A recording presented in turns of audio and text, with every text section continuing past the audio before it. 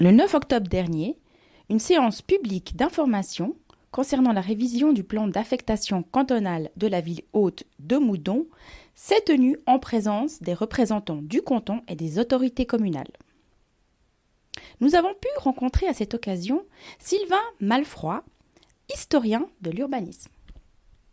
Alors, je suis venu pour, d'une part, partager mon enthousiasme pour l'intérêt de la ville haute de Moudon, mais pour aussi partager mon expertise comme historien de l'urbanisme pour apprécier des phénomènes problématiques dans cette ville haute, par exemple une dégradation des espaces extérieurs qui pourraient avoir plus de qualité que ce qu'ils ont aujourd'hui, pour participer à la réflexion sur la réaffectation de bâtiments qui sont un petit peu sous-utilisés ou utilisés en dessous des possibilités qu'ils pourraient avoir.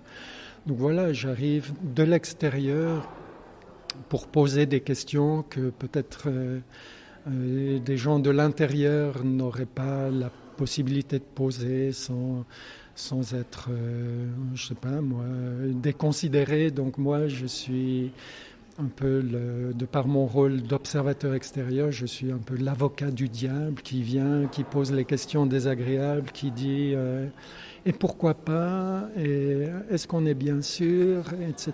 Donc voilà, je viens pour animer la discussion.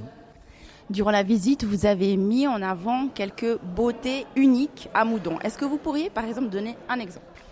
Alors certainement que la silhouette de la ville haute de Moudon est tout à fait exceptionnelle.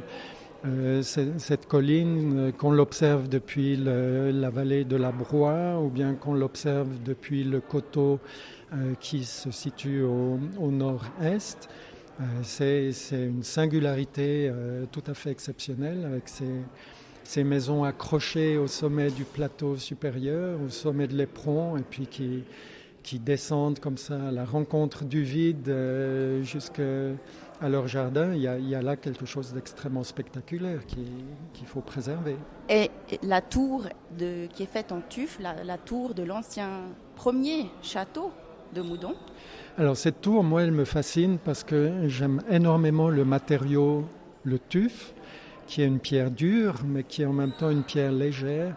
Et on voit que aujourd'hui, cette ruine médiévale, pour quelqu'un qui a le regard habitué à l'architecture contemporaine, à l'architecture moderne, il voit dans cette ruine médiévale des qualités qui font la beauté de l'architecture contemporaine. Ça paraît bizarre, quelque chose qui est très très ancien peut tout d'un coup avoir les mêmes qualités esthétiques que quelque chose de totalement contemporain. Et je trouve qu'on sous-évalue cette ruine, qu'on tolère comme ça un petit peu à l'extrémité de la ville haute, mais on n'en fait pas vraiment quelque chose et je trouve ça dommage. Ça devrait être l'emblème de la ville de Moudon. Merci infiniment pour cette interview. De rien, merci beaucoup et j'espère que la discussion de ce soir portera des fruits et suscitera une vague d'enthousiasme collectif et bien partagé.